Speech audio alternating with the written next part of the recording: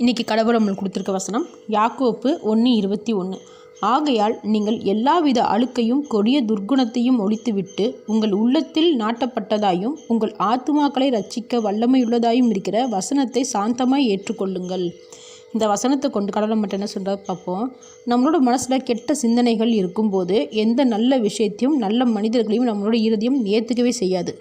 உதாரணத்துக்கு குடிப்பழக்கத்தில் இருக்கிறவங்கள குடிக்காதீங்கன்னு சொன்னால் கேட்குறாங்களா? நம்மளையும் பிடிக்காது, அந்த சொல்கிற வார்த்தை அவங்களுக்கு பிடிக்காது. ஆனால் அவங்களுக்கே நல்லாவே தெரியும் குடிப்பழக்கம் நல்லது இல்லைன்னு. ஆனாலும் அதிலிருந்து அவங்களால வெளியே வர முடியலனா அதுக்கு காரணம் தேவனுடைய வார்த்தைகள் அவங்கக்கிட்ட இல்லைன்னு அர்த்தம். சில பேரை பார்த்தோம்னா தேவனுடைய வேதாகமத்தில் இருக்கிற வசனங்களை படிச்சுட்டே வரும்போது அவங்க செய்கிற தப்புகளை எடுத்து சொல்கிற மாதிரி வசனங்கள் வந்துச்சுன்னா அந்த வசனத்தை படிக்காமல் அடுத்த அதிகாரத்தை படிப்பாங்க. எப்போ ஒருத்தவங்களுக்கு தேவனுடைய வசனம் குத்தி காட்டுதோ அப்போ அந்த வார்த்தையை குறித்து தேவன் பேசுகிறாருன்னு புரிஞ்சுக்கிட்டு அதை நாம் பொறுமையாக ஏற்றுக்கறணும். அதை தவிர்க்கக்கூடாது.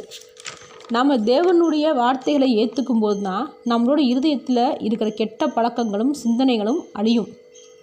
எந்த தப்புகளில் இருந்து நம்மளால் மீண்டு வர முடியலையோ, மாட்டிக்கிட்டு அடிமையாக இருக்கோமோ, அதுக்கு முதல்ல நம்ம செய்ய வேண்டியது தேவனுடைய வேதாகமத்தில் இருக்கிற தேவனுடைய வார்த்தைகளை படிக்கிறது தான்.